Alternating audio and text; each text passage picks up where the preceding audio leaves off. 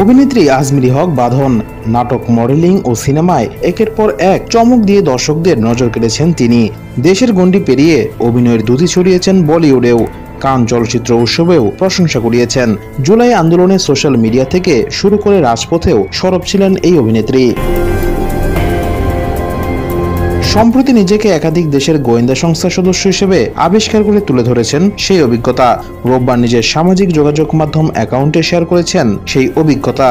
জানিয়েছেন জুলাই গণ অভ্যুত্থানের পরে ও আগের বেশ কিছু ঘটনা। বাঁধন লেখেন, 2021 সালে যখন বলিউডের একটি সিনেমা খুফিয়াতে কাজ করলাম, তখন আমি ছিলাম একজন গর্বিত র এজেন্ট। সিনেমায় সহ অভিনেতা হিসেবে ছিলেন টাবু। কিন্তু এরপরই ঘটনায় মোড় নেয় যখন আমাকে সিনেমার প্রিমিয়ারে যেতে বাধা দেওয়া হলো।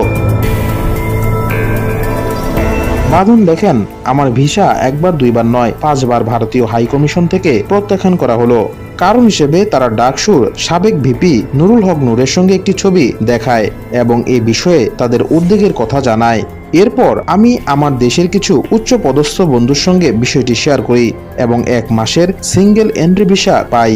খবর পাই আমার সেই সিনেমার কোনো অভিনেতা এই ভিসা বিপত্তির জন্য দায়ী।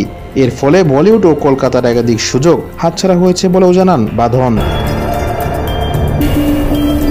এরপর তিনি বলেন, জুলাই অভ্যুত্থানে আমাকে বলা হয় আমি সিআইএ এর এজেন্ট এবং USAID থেকে টাকা নিয়েছি এবং এই অভ্যুত্থানের জন্য দায়ী। এরপর বলা হয় আমি জামায়াত কর্মী, কারণ আমি আমার প্রোফাইলে এক জামায়াত নেতার ছবি শেয়ার করেছি।